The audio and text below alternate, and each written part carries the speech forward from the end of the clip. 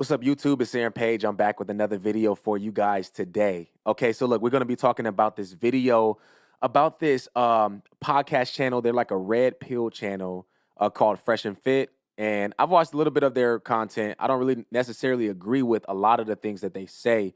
Basically, they have a very skewed understanding about what it is to be a man, but they trace it all on money and power, and not really any biblical concepts of what it is to be a man.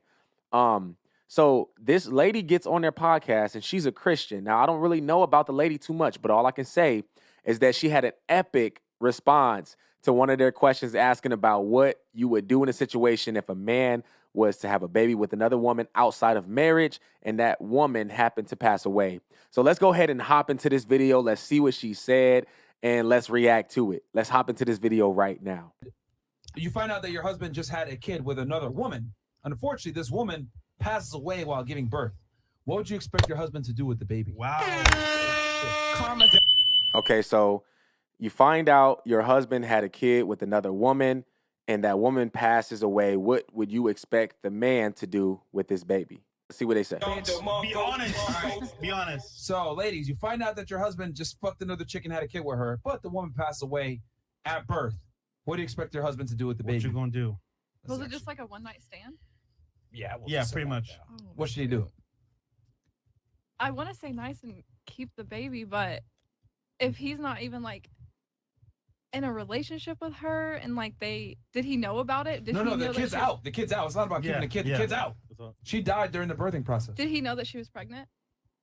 Yeah, I guess so. Yeah, 9 Well, months. then Yeah. he keeps the baby. No, but that's your baby. Okay.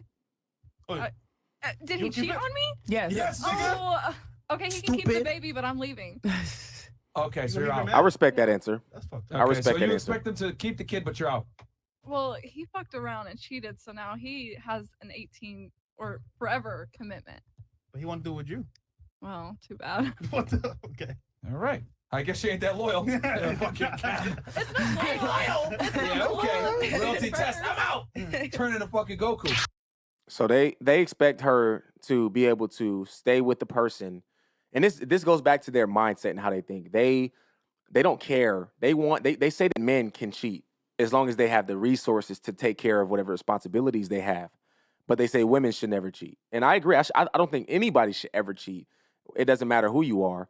But they think that just because the man has power and money, good resources, that he has the right to step out on the marriage and the relationship, which that goes completely against what Jesus Christ has told us to do as far as being treating our women how Christ treated the church, which is being loyal, faithful, loving to them, and not just treating them like an object and like they owe you something, because truly they don't. All right, what about you? From experience from having kids, I think I will keep the baby and I will stay with my husband. Just because the baby, it's not the baby's fault what happened. All right, And so I- you're gonna raise it like yours. yeah, of course, I'll be the mom. Okay. You're not I, my re- mom, I respect bitch. that. Right. I respect that. Yeah, you wanna know. All right, what about you? What are you But doing? Okay. I will say, if we can think about it, like Abraham, when he had Sarah and Hagar, Sarah despised Hagar and her children because she was the slave woman, you know what I mean? She was a servant woman to Abraham, and so Sarah despised her. She didn't like the baby. She didn't treat Sarah or Hagar and the baby right because of that situation. So when you decide to make multiple families as one man, it can get very tricky, and it can get different problems can come, and that created a lot for Abraham, even in the future with his kids, like with Ishmael later on, and Isaac, you know what I mean, and the whole situation with them, and so it can get very confusing, so to speak. Watch how everybody gets silent when she's speaking about God.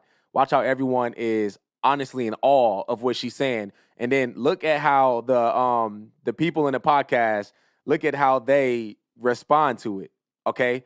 Where they're almost in disbelief on what she's saying. Let's go ahead and check it out. Committed adultery, Yes. and that gives me grounds for divorce. He They don't should even, definitely they take laugh care at the of word that- adultery. Put him of to the that cross. child. Burn him. No. Hold Take on. care of that child. I thought you were Put him to the cross. Like, come on, bro. Yeah, that's ridiculous, man. They clown so much. This is what I get angry at. People clown on the Bible so much. But then it be the same people when they're going through something, when somebody's dying, they're losing their home. These are the same people that I need my prayer warriors to pray for me. Oh, I need people that know God to step into my life. What is going on? What did I do to deserve that? They always want to find answers when something bad happens.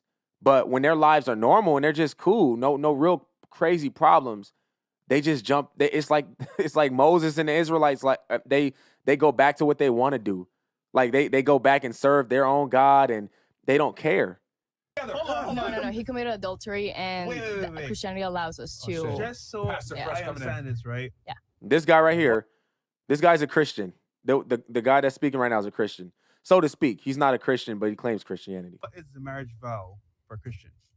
To So death do us part. exactly, but there's So hold on, there's just- some just things that come because he does between that. adultery one time doesn't mean you It can't could be forgive one, him. twice, two times, but, three but times. can you admit, in this instance, he's your husband. Yes. You can turn the other cheek and say, you know what? He made a mistake. I forgive him. I'll move forward with him. It could be an option that that person could take. That's something that I would not do personally. And however, after that, I cannot remarry again. I have to stay single, like divorced forever, or I can't. Yeah, unless he So then, why do that to yourself? If you just like say, you know what? He made a mistake. I'll stay with him. So she said she would leave the marriage, and she said she would not be able to remarry again until he passed away, that's not actually true. If your spouse steps out on you and commits adultery, you can divorce your spouse and you can find a new spouse. You don't have to wait until that spouse passes away. That's the only death and adultery are the loopholes to getting out of marriage, because it can be very hard to stay with someone who cheats. And so, but yeah, so I mean, but look how everyone's quiet now. Look how quiet the room got. Everyone was laughing at first. They had a lot of jokes to say. They were very out there and just acting crazy. Now look at them. They getting taught. They getting taught the Bible right here. They don't even know it. Why not? Because Is it your ego? Is it like it's not what is about it? ego. It's about disrespect in regards to compromising that vow between us, God, and breaking that covenant. Do you But didn't understand? God forgive you as well? Yes, we're all sinners. I'm a sinner as well. You So are, yeah, So what can you forgive him? absolutely. I forgive him 100%. Wow. That's But then stay yeah. then. I Just forgive stay. him, but I cannot stay on a marriage that is already broken. No, you can, but you don't want to. Yeah, I don't want to because So it's really so. At the Mhm. root cause of it is ego. it's not ego, it's self-respect. That's crazy. That's ego, man. I'm telling you, It could be ego for you. It is self-respect for me. Take care of that child. I'll take care of my children. You're gonna be the father no matter what, and I would never ever keep you away from them. You have complete open door policy for them. Last question for you. Yeah. If Jesus was here, what would he do? Love one another And forgive, right? and forgive. Absolutely. So why can't It's a great answer.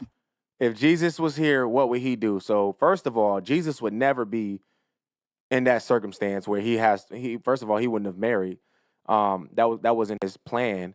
Second of all, yes, Jesus is going to love everyone and he's going to forgive everyone. But what he's getting wrong is, as men, we think that like the women should always forgive us for our faults, but we don't tend to forgive women for their faults. You know what I mean? And that's their mindset. They think that them stepping out on a woman isn't bad, but and if they stepped out on a woman, they don't expect the woman to leave them. But if the woman stepped out, they are going to leave. They're going to be like, I don't want nothing to do with you. You can be with whoever you want to be with. Live your life. It's a double standard. And us as men, we should never think like that. We shouldn't think that we are above our wives. We should think that we are equal to our wives, but we have different responsibilities than our wives. But we still treat them with respect and we love them and we cherish them just as Christ does us. Jesus Christ is above us, but he also laid down his life for us. You know what I mean? He also washed the feet of his disciples.